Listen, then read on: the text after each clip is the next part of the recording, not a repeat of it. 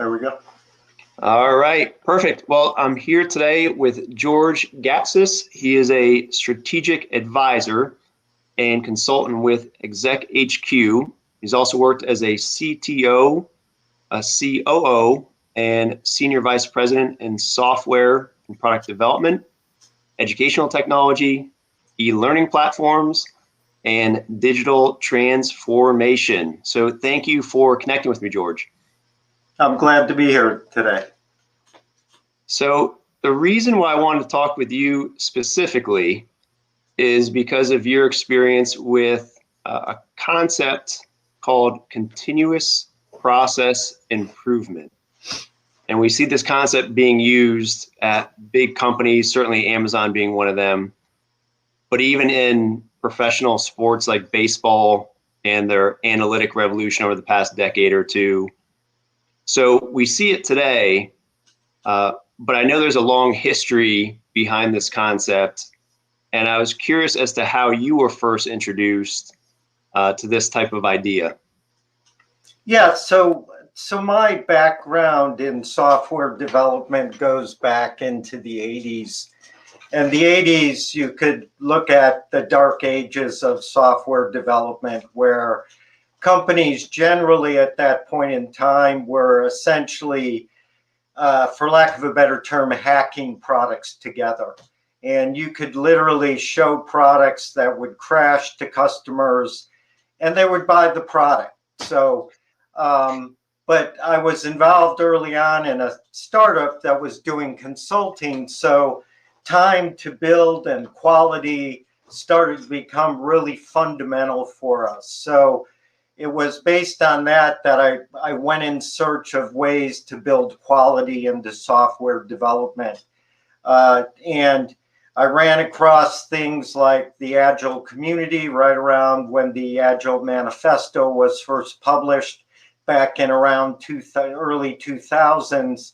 And I was exposed to companies that where I went to work where they weren't focused on the process and they were very ad hoc. And so from early on, I was transforming companies and organizations around process with the idea of quality, that you could build quality in if you had a strong process, if you had strong testing, if you had integrated teams that were working together to build high quality products. So that's really how it started. It was a matter of had to do for survival. What do they say? Invention comes from out of necessity. Yeah. So the first time we had talked, the name William Edwards Deming came up. And as for those listeners that don't know, and I'm sure a lot of them do, but he was responsible for the post-war Japanese economic miracle in the 1950s. And again, his emphasis was a focus on quality and process improvement, not on cutting costs. And I was curious how you first stumbled upon Deming's work. Do you remember? Just, it was around that time when I was looking to how to ingest quality. His name was very focal out there at the time. And I started to study what he was doing. And there's, when you really boil it down, it really isn't that complicated. It is really a laser focus on making things better and backing up and really looking at how you build things and how do you do that better. And, he used that concept, right, to transform the Japanese car market, but it's very applicable to any area in business. That kind of focus on, it's really a focus on the details and on the high level and the big picture all rolled in one to start breaking it down. Just like you build software, you break it into components that you can understand and build, and then you tie them back in. Well, Deming's approach was similar but different. in that he was looking at the different components in cultures with companies, assembly lines, etc. And it really all kind of boils back down to what's the culture of your company, right? Process improvement and that continuous view on improving things really focuses back to the culture of the company.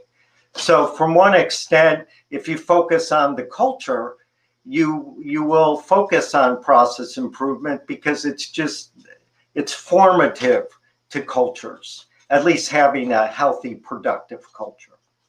That's a fascinating perspective, and I absolutely agree with it. But yeah, you have to have the right culture to foster this type of evaluation of process.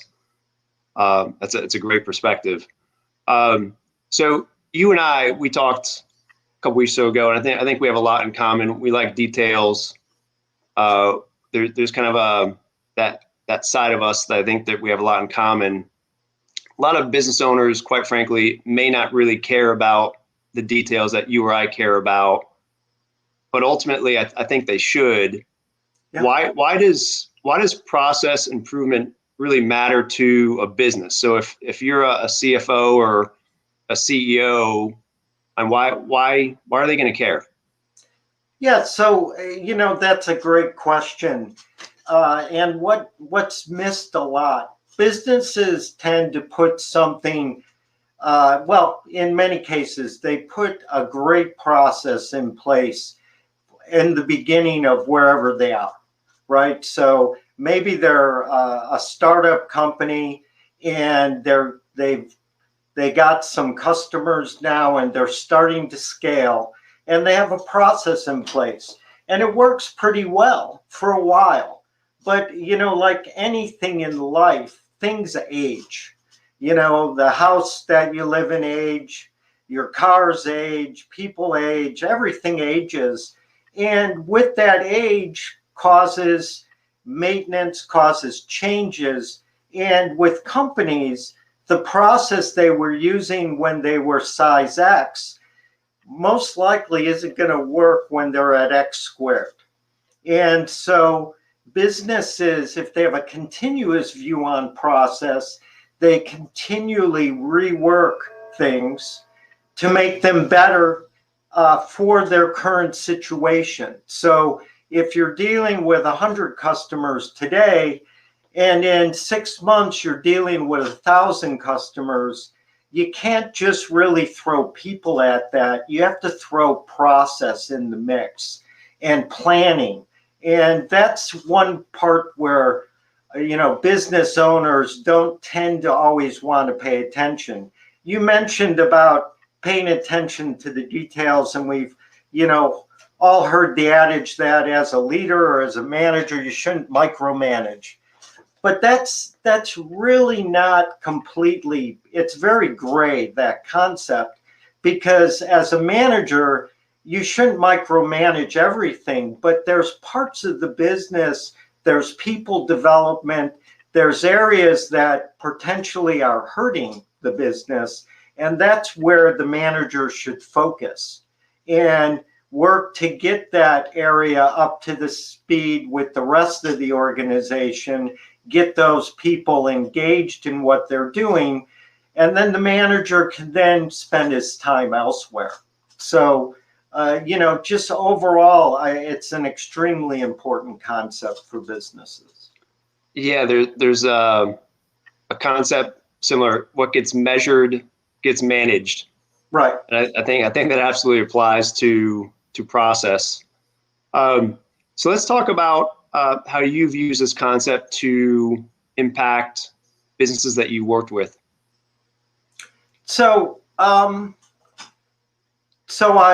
been in the ed tech market for the last 25 years. And when I first entered it with the company that I was in, the process was really an ad hoc process that we had described. So in that case, it was more of a radical innovation approach to process improvement than the Kaizen approach.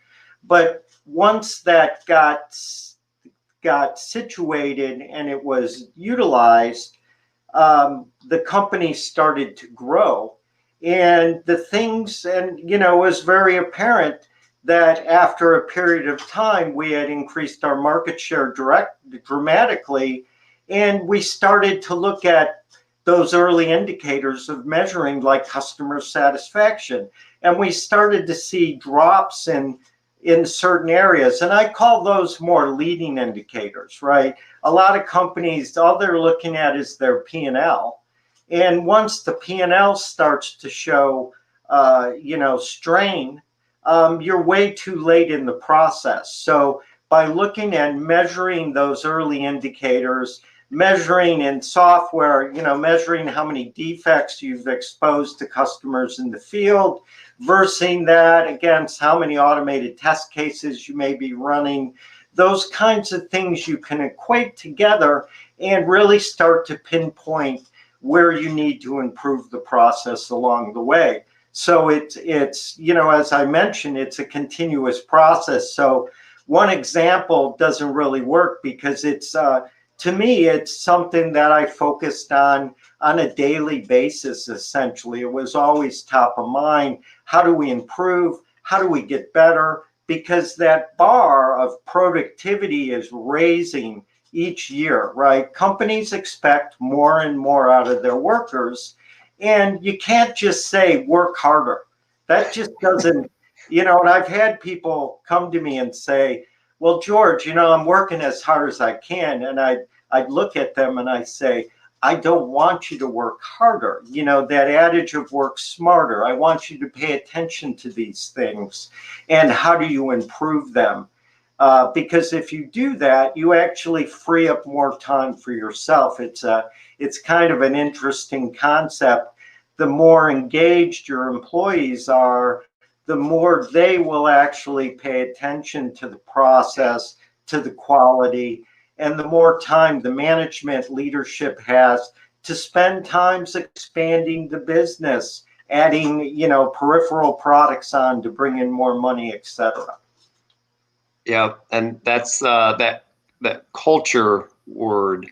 The more engaged your workforce is, the more profitable ultimately the company is going to be, because they're going to be engaged with the process and focusing on, again, what we're talking about, the improvement of process.